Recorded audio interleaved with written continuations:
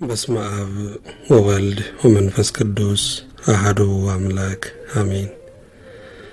በመንግስቱ ፍጻሜ በባህሪው ህልፈት ውላጤ የሌለበት ወይም የማይኖርበት በነፋሳት ላይ የውሃ ድንኳኖችን ተክሎ የሚከታተም የወንዙን ውሃ በረቂቅ ማኅፀነ ደመና ጭኖ ወይም ስቦና ቋጥሮ የሚያመጣው ዳግመኛም በመባረክትና በነጎድጓድ ኃይል አጽንቶ በመላእክት እጅ በማቻኮልና በማፋጠን ወደ ላይ ወደ አየር የሚያሳርገው ወይም የሚያወጣው በመባረክት ብልጭልጭታና በነጎድጓድም የድምፅን ውጽውጽታ እያስገመገመ በአራቱም ማዕዘነ ዓለም ኃይሉን እያሳየ ቸርነቱን ለመግለጽ ለዘርና ለመከር የተራበውንም ለማጥገብ የተጠማውን ለማርካት ለሰውም ለእንስሳም ለድሃውም ለባለጸጋውም እኩል ያዘንብላቸው ዘንድ ወደ ምድር ዝናብን የሚልከው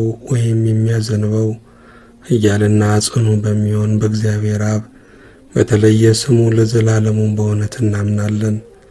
አዳምን ለማዳን ከእመቤታችን ከሥጋዋ ሥጋ ከነፍሷ ነፍስ ነስቶ ሥጋዋን ለብሶ በፍጹም ተዋህዶ ሰው በመሆን ማደሪያው ትሆን ዘንድ ቅድመ ዓለም የመረጣት ከኢያቄምና ከሐና ልጅ ከእመቤታችን ከቅድስት ድንግል ማርያም የተወለደ ዳግመኛም ሕማምና ደዌ የሌለባት የሰላምና የደስታ ሀገር የምትሆን ወደ ቀደመ የክብር ቦታ ወደ ገነት በሰላም ያገባው ዘንድ በገዳም የተፈተነ በሥጋው የታመመ የሞተ የተቀበረ ከእንቅልፍ እንደሚነቃ ግሩም በሚሆን በመለኮቱ ኃይል በሦስተኛውም ቀን ከሙታን ተለይቶ በተነሳ በእግዚአብሔር ወልድ በተለየ ስሙ ለዘላለሙ በእውነት እናምናለን። በባህሪው መጉደል ወይም መጨመር ሳይኖርበት በመንግስቱ ከአብ ከወልድ ጋር ትክክል የሚሆን በአምሳኛው ቀን በደብረ ጽዮን የጉባኤ አዳራሽ የወረደ በእጅ የማይዳሰስ ነበልባላዊ መጠጥ ይጠጡት ዘንድ ልማድ አይደለ፣ ነገር ግን የክርስቶስ አፍራሰ መንግስቱ ወይም ደቀ መዛሙርቱ ጠጥተውት በሀገር ሁሉ ቋንቋ እንዲናገሩ እውቀትን የገለጸላቸው የአብና የወልድ የባህሪ ሕይወታቸው በሚሆን በመንፈስ ቅዱስ በተለየ ስሙ ለዘላለሙ በእውነት እናምናለን።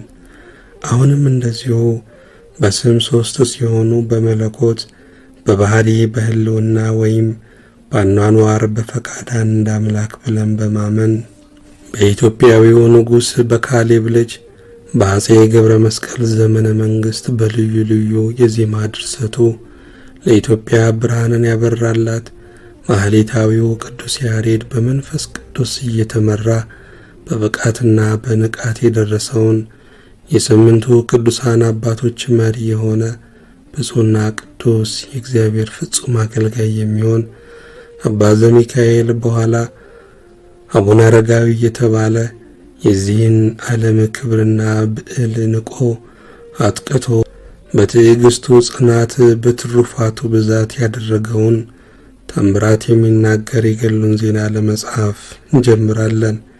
የአባታችን የአቡነ አረጋዊ ጸሎቱ በረከቱ ሀብተ ረድኤቱ ከሁላችን ጋር ለዘላለሙ ጸንቶ ይኑር አሜን። ይህ ከእንጦንስና ከመቃርስ ከጳኩሚስም የምንኩስና ወይም መንፈሳዊ ሐረግ አራተኛ ትውልድ የሆነ የአባ ዘሚካኤል ወይም አረጋዊ አነሳሱ ወይም አመጣጡ እንዲህ ነው። ዳግመኛም ይህ የእግዚአብሔር አገልጋይ የትውልዱ ነገር እንዲህ ነው። አባቱ ከሮም ነገሥታት ወገን የሆነ ስሙ ይስሐቅ የተባለ ሲሆን የእናቱ ስም ዕድና ይባላል። ሁለቱም እውነተኞችና ታማኞች እግዚአብሔርን የሚፈሩና የሚያከብሩ ነበሩ።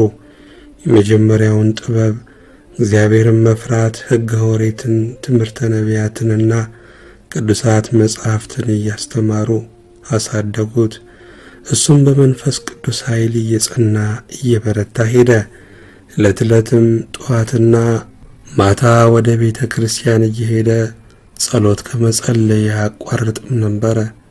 ሚስት ያገቡለት ዘንድ ፈልገው የታላላቅ ነገሥታት ወገን የምትሆን ሚስት አጩለት።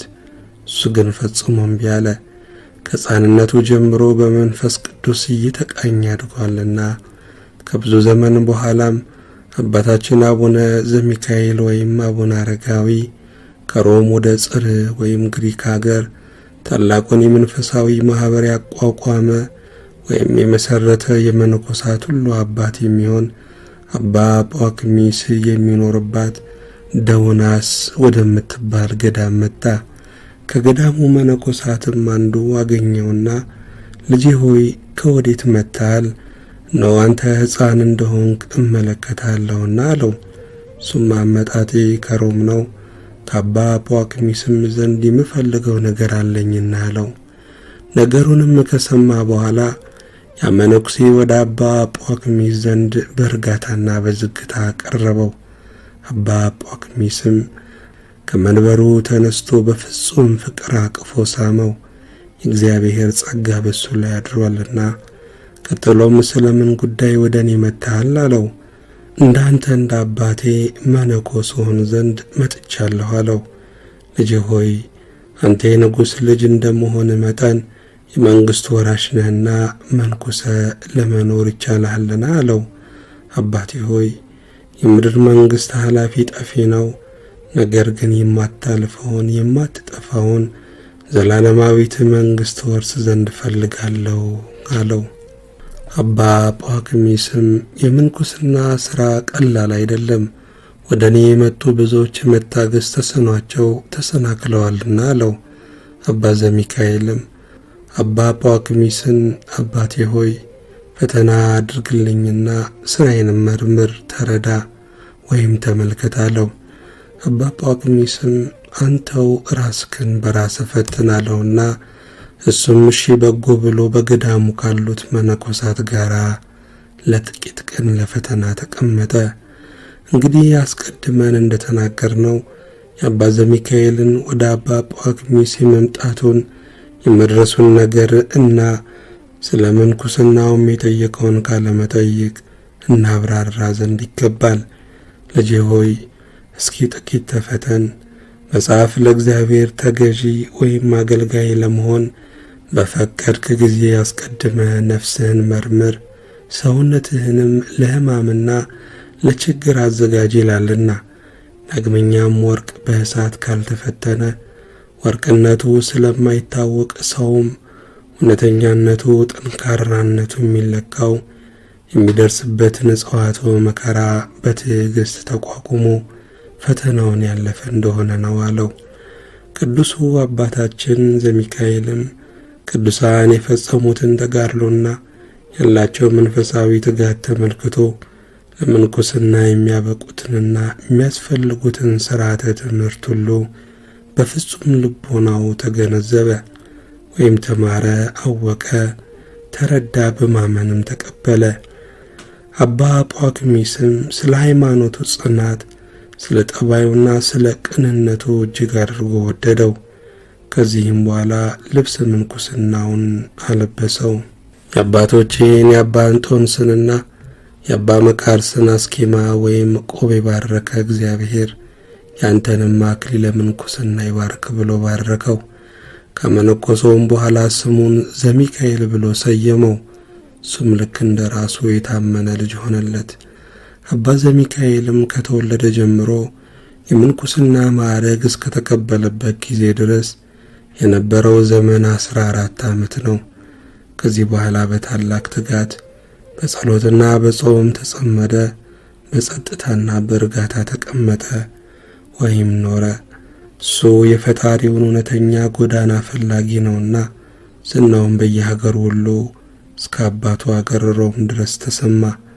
ነገር ግን እኔ ደካማና ሐሳበ ውሱን ስሆን የዚህ ታላቅ ሰው የትሩፋቱን ገድል ልናገር ዘንድ እንዴት ይቻለኛል በማለት አሰብኩ።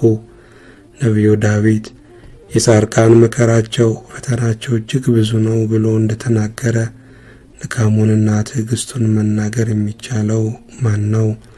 ትሩፋቱንና ገድሉንስ ጠንቅቆ መረዳት የሚቻለው ምን ልቦና ምን አንደበትስ ነው?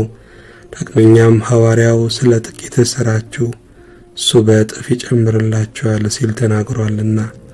አባታችን አባ ዘሚካኤል ገና በሕፃንነት ዘመኑ የምንኩስና ማዕረግ መቀበሉን በሰሙ ጊዜ የሮም ቅዱሳን ወደ እሱ መጡ። እነሱም የቆስጥንጥንያው አባ ሊቃኖስ፣ የሀገረ ቁስያው አባ ይምዓታ ናቸው። አባ ጽሕማ ከአንጾኪያ፣ አባ ጉባ ከቂልቅያ፣ አባ ፍፄ ከእስያ፣ አባ ጰንጠሌዎን ከሮም፣ አባ ሌፍ ከቂሳሪያ፣ እኒህ ሁሉ አባ ጳኩሚስ ካለበት ገዳም ደረሱ። አባታችን ዘሚካኤልም ወንድሞቹን ባያቸው ጊዜ ፈጽሞ ተደሰተ። ከተገናኙም በኋላ ሰላምታ ተሰጣጡ፣ እርስ በርሳቸውም ተቃቅፈው ተሳሳሙ። ከዚህ በኋላ እሊህ ወንድሞች አባ ጳኩሚስን ክቡር አባታችን ሆይ እኛንም አመንኩሰን አሉት። አባ ጳኩሚስም ልጆች ሆይ በውኑ የምንኩስናን ቀንበር ልትሸከሙ ትችላላችሁን? አስጨናቂና ከባድም ነውና አላቸው። እነርሱም እግዚአብሔር ባንተ ጸሎት ስለሚረዳን አሁን እንችላለን፣ ወደዚች በር እንገባ ዘንድ ይህ ሕፃን መርቶ አምጥቶናልና አባቶ እኛንም እንደሱ አመንኩሰን አሉት። ያን ጊዜም አባ ጳኩሚስ የምንኩስናውን አጽፍ አጎናጸፋቸውና አመነኮሳቸው። ባረካቸውም፣ ለእያንዳንዳቸውም ስማቸውን ሰየማቸው። ከዚህ በኋላ እኒህ 8 ወንድሞች ራስን ዝቅ አድርጎ ለሌላው ክብር መስጠት፣ አርምሞና ትዕግስትን ፍጹም ገንዘብ በማድረግ በትጋትና ያለመታከት የሥርዓተ ማኅበርን አመሰራረትና ግብረ ምንኩስናን በመማር ከመምህራቸው ከአባ ጳኩሚስ ጋር ለብዙ ዓመታት ተቀመጡ። እነዚህ ወንድሞችም አባታችን ዘሚካኤልን መንጋውንም በጥንቃቄ እንደሚጠብቅ መልካም እረኛ ወደዚች ጎዳና ለመራህን ላንተ ታላቅ መባል ወይም ክብር ይገባሃል አሉት። ስለዚህም በሥጋዊ ዕድሜው አነስተኛ ሲሆን ስለ ጥበቡ በምክሩና በእውቀቱ የልጅ አዋቂ ስለሆነ አረጋዊ ተባለ። የመንፈስ ቅዱስ የባለሟልነት ጸጋ ስላደረበት ሰውነቱ በእውቀት ተሞልቷልና። አባ ጳኩሚስም የረፍቱ ሰዓት በደረሰ ጊዜ ከመንፈሳውያን ልጆቹ አንዱን ቴዎድሮስን አስጠርቶ ጽሕሙን ያዝ በማድረግ ሥጋዬን ወይም አጽሜን ከተቀበረበት ከዚህ እንድታወጣ ወይንም እንድታፈልስ አለው። ለቴዎድሮስ ግን ከተቀበረበት ቦታ ወደ ሌላ ቦታ በድብቁ ወስዶ ወይም አዛውሮ እንዲቀብረው ያዘዘው መስሎት ነበረ። ሌላም ብዙ ነገር ነግሮት በገዳሙ ውስጥም የሚኖሩትን መነኮሳት በማኅበሩ ሕግና ሥርዓት መሠረት ይጠብቃቸውና ያስተዳድራቸው ዘንድ አዘዘው። ቴዎድሮስም አባቴ ሆይ መልካም ነው፣ ያዘዝከኝን ሁሉ እፈጽማለሁ። ነገር ግን በሥርዓትህና በሕግ ያጸናኝ ዘንድ ስለ እኔ ወደ ፈጣሪ ጸልይልኝ አለው። አባ ጳኩሚስም ልጄ ሆይ እምነት ይኑርህ ብቻ እንጂ ሁሉ ይደረግልሃል አለው። በዚህን ጊዜ ሰውነቱ ለእግዚአብሔር ስትገዛና ስታገለግል ከኖረች በኋላ በጽር ወይም በግሪክ አገር በግንቦት 12 ቀን በእግዚአብሔር ቸርነት ቅድስት ነፍሱ ከሥጋው ተለየች። ከዚህ በኋላ አባ ቴዎድሮስና አባ አርሴስንዮን በአባ ጳኩሚስ ፈንታ የገዳማቱ አስተዳዳሪ አድርገው ሾሟቸው። ይልቁንም አባ ቴዎድሮስን በጣም አፈቀሩት። እሱ በእነሱ ዘንድ ታማኝነት ያለውና የቃሉ አነጋገር ወይም የትምህርቱ ጣዕም የብዙዎችን ሰውነት ታረካለችና። ስለዚህም ወንድሞች መነኮሳት በጣም ተደሰቱ።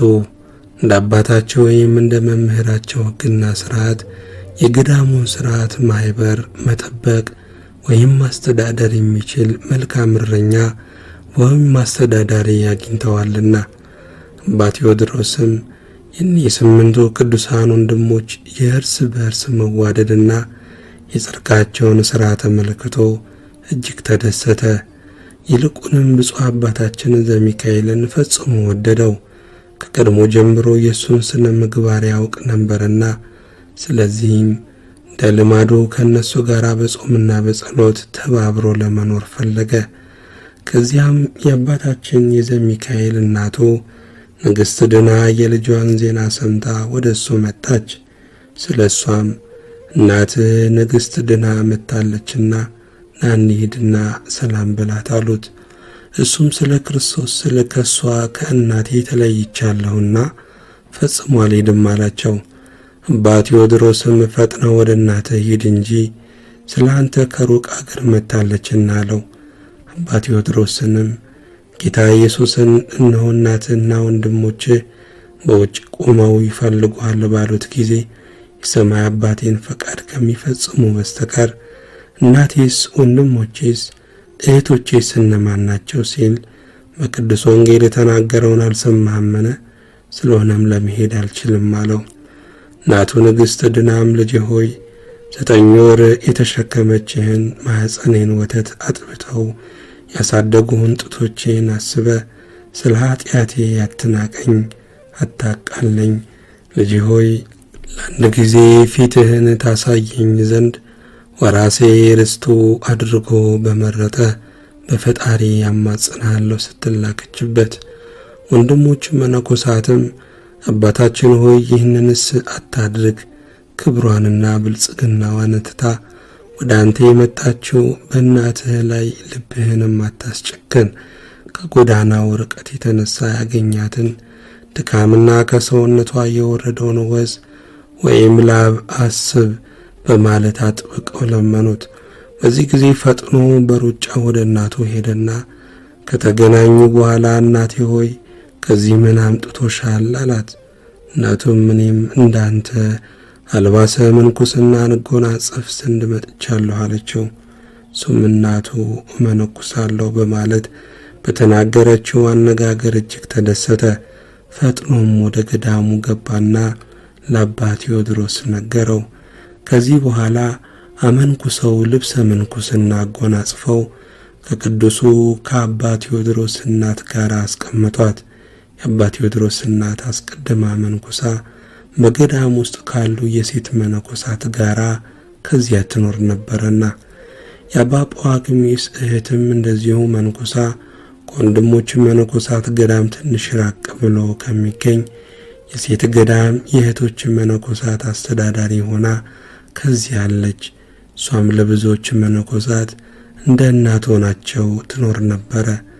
አባ ቴዎድሮስም በሴት ገዳም ለሚኖሩ ለእህቶች መነኮሳት እግዚአብሔርን የሚፈራ አረጋዊ ወይም ሽማግሌ የሆነ ስሙ ጴጥሮስ የተባለ ሰው ሾመላቸው። እሱ በአዋቂነቱና በአስተዋይነቱ እጅግ የከበረ ነውና። በገዳሙ ውስጥ ከሚገኙ መነኮሳት መካከል እናቷ ወይም እህቷ ወይም ከዘመዶቿ ወገን ቢመጣ ከሽማግሌው ከጴጥሮስ ጋር ልከው ከዘመዶቿ ጋር እንድትገናኝ ያደርጋሉ። በዚያ ጊዜ ይህቺ የአባታችን የዘሚካኤል እናት ከገዳሙ መነኮሳት ዘንድ ልዩ ልዩ መንፈሳዊ ትምህርቶችን ስትማር ቆየች። እግዚአብሔርንም በፍጹም ልቦናዋ የምትወደው ነች።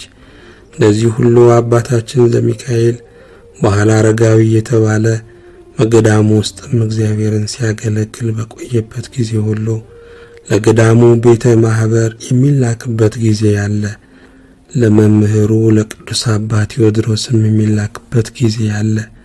በበጎ ሥራ እየበለጸገ ብዙውን ነገር በመተውና በማገልገል በጾምና በጸሎት ጸና። የተማራቸውንና የሚያውቃቸውን ወደ ጽድቅ ጎዳና የምትመራውንና መንፈሳዊ መርማሪዎችን ሁሉ ለወንድሞቹ ያስረዳ ነበረ። እሊህም ወንድሞች መነኮሳት ከአባ ቴዎድሮስ ዘንድ ለ7 ዓመታት ያልተቀመጡ። በዚያ ጊዜ ግን ገሪማ የተባለ አባ ይስሐቅ ከእነሱ ጋር አልነበረም። ከዚህም በኋላ እነዚህ ወንድሞች ወደ ሀገራቸው ተመልሰው የሄዱ ዘንድ ፈልገው አባታቸው አባ ቴዎድሮስንና አባ አርሴስንዮን ስንበት ጠየቁ። በማኅበረ ገዳሙ የሚኖሩ ከተወደዱ ወንድሞቻቸውም ጋር ተሰነባበቱ። እነሱም እግዚአብሔር የፍቅር አንድነት ሸኟቸው። ከትውልድ ሀገራቸው ሮም ከደረሱም በኋላ ብዙ ድንቅ ታምራትን እያደረጉ በቀኖና በጾምና በጸሎት በብዙ ትጋት በዚህች ሀገር ለጥቂት ጊዜ ተቀመጡ። ሀገራቸው ሮሜንም ከቅዱሳን አባቶቻቸው ዘንድ በተማሩት ትምህርት ወደ ቀናች ሃይማኖት መለሷት። ዳግመኛም በምድረ አዜብ ወይም ደቡብ ብሔረ ኢትዮጵያ የሚኖሩ ሰዎች ደጋጎችና መታሰቢያዋን የሚያደርጉ ነገሥታቶቿም ሃይማኖታቸው የቀና ስለመሆናቸው ጌታችን ኢየሱስ ክርስቶስ ለእመቤታችን ለድንግል ማርያም አስራት የሆኗት ዘንድ በቃል ኪዳን እንደሰጣት በቅዱሳት መጻሕፍት አግኝተው ተረዱ። ይህ አባታችን አረጋዊም የቀናች ሃይማኖትን ቃል ያለ ድካምና ያለ ስንፍና ለሁሉ ያስተምር ነበረ። እሱ በመለኮት ጽዮነት የታፈጠ ነውና ይልቁንም የማስተማር ጥበብና እውቀት የሐሳብ ጥልቀት ያለው ከመሆኑ የተነሳ የሚናገራቸው ቃላት ሁሉ የጣሙ የጣፈጡ ናቸው። ዓይኖቹ በትክክል ይመለከታሉ፣ ጆሮቹ ነቅተው ተግተው ይሰማሉ። ስለዚህም ሕዝቡ ሁሉ በሱ ቃል ለማመን በሱ ጎዳና ለመመራት አጥብቆ ይፈልጋል። እሱ ከራሱ ይልቅ ለብዙሃኑ ያስባልና። በዚያን ጊዜም አምላክን በወለደች በእመቤታችን በድንግል ማርያምና ጌታችን አስራት አድርጎ በሰጣት በዚያች ሀገር ማለት በኢትዮጵያ ፍቅር ልቡ ተነደፈ። ከዚህም በኋላ ማንም ሰው ሳያውቅና ሳያየው ከሁለቱ ደቀ መዛሙርቶቹ ጋር በሌሊት ወጥቶ ሄደ። ቅዱስ ሚካኤልም እየመራውና በክንፉ ተሸክሞት በዘመኑ ባሉት ንጉሥና ጳጳሱ ካሉበት አክሱም ከተማ ፈጥኖ አደረሰው። ያለ መምህራንና ያለ አስተማሪ ያመነች የዚችን ሀገር እምነቷንና የሥነ ሥርዓቷን ሁኔታ ተመለከተ። በዚያም ጥቂት ቀን ከተቀመጠ በኋላ ፈጥኖ ወደ ሮሚያ ሄደና በኢትዮጵያ ባይኑ የተመለከተውንና በጆሮም የሰማውን ሁሉ በዚያ ላሉ ወንድሞቹ ነገራቸው። ወንድሞቹም ከአንደበቱ ይህንን ቃል በሰሙ ጊዜ ፈጽሞ ተደሰቱ። እርስ በርሳቸውም እኛም ወደዚች ሀገር መሄድ አለብን ተባባሉ። የእነዚህ የቅዱሳን ልብ በክርስቶስ ሃይማኖት የእሳት ወላፈን ተቃጥሏልና ወይም ተሟሙቋልና ያላቸውን የመገልገያ ዕቃ ይዘው ከታቦቶቻቸውና ከካህናቶቻቸው ጋር ከነዋየ ቅዱሳትና ከመጻሕፍቶቻቸው ጋር እንዲሁም ከመሰል ወገኖቻቸው ጋር ሆነው ፈጥነው ወጥተው አስቀድሞ መንገዷን በሚያውቃት በአባታችን በዘሚካኤል መሪነት ንጉሡና ጳጳሱ ካሉበት አክሱም ከተማ ደረሱ። ንጉሡና ጳጳሱም እሊህን ቅዱሳን በተመለከቱ ጊዜ ፈጽመው ተደሰቱ። ስላመጣጣቸውም ሁኔታ በጣም አደነቁ።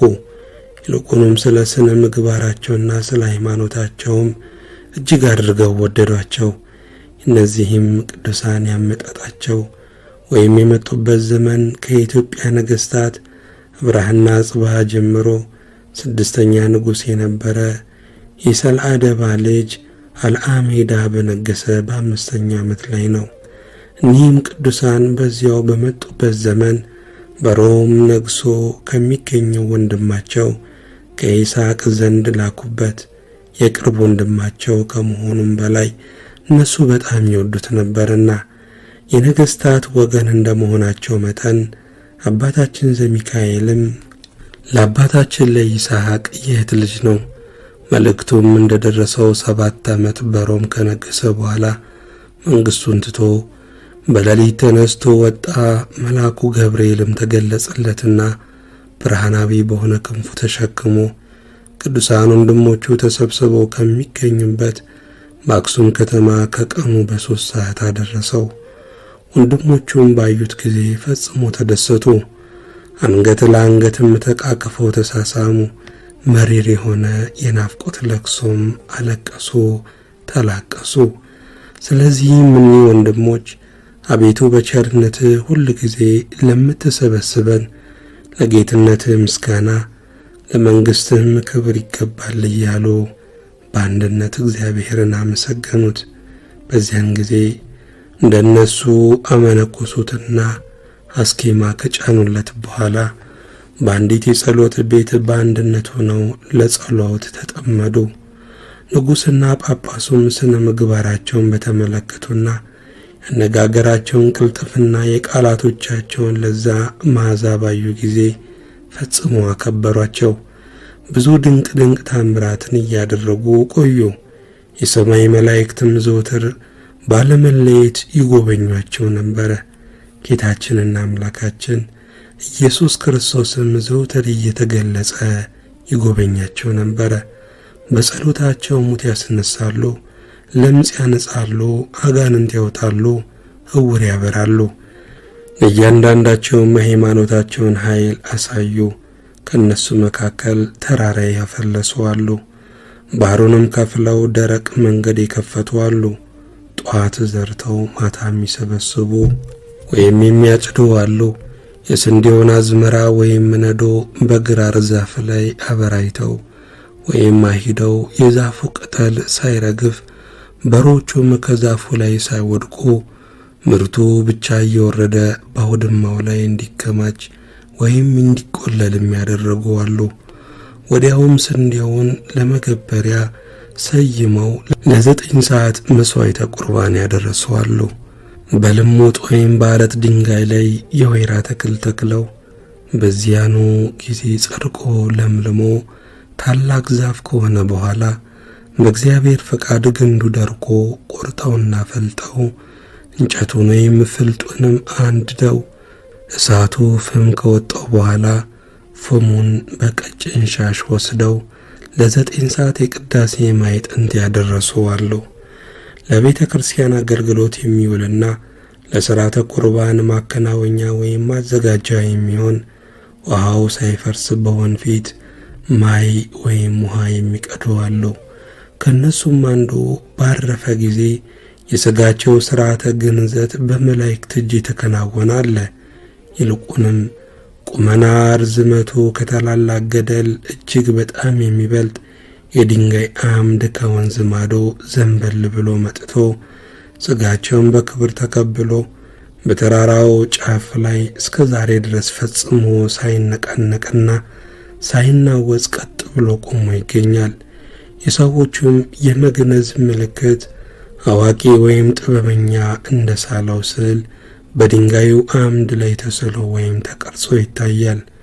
ቆመው ጸሎት በሚጸልዩበት ጊዜ 10 የእጆቻቸው ጣቶችና 10 የእግሮቻቸው ጣቶች እንደ ፋና የሚያበሩበትና እንደ መብረቅ የሚብለጨለጩበት ጊዜ ያለ። ሀገራችን ኢትዮጵያ ያለ አንዳች ሐዋርያ ስብከት አስቀድማ በክርስቶስ እንዳመነችና በዚህም ምክንያት የልዕልናዋን ታሪክ ለዓለም ለማስታወቅ ፈጥነው የሄዱ አሉ። የኢትዮጵያ ምድር በእነዚህ ቅዱሳን ኪደተ እግር ተቀደሰች። በውስጧም በመመላለሳቸው አውራጃዎቿና አደባባዮቿ ሁሉ ታደሱ። እነዚህ ቅዱሳን ወደ ኢትዮጵያ በመግባታቸው መዓዛ ትምህርታቸው በየአውራጃዎቿ ተሰራጨ። የእምነቷንም መሠረት አጸኑ። የክቡር አባታችን የአቡነ አረጋዊ ጸሎቱና በረከቱ የእነዚህ ቅዱሳን ጸሎትና ቃል ኪዳን ሁሉ ከሁላችን ጋር ለዘላለሙ ጸንቶ ይኑር፣ አሜን።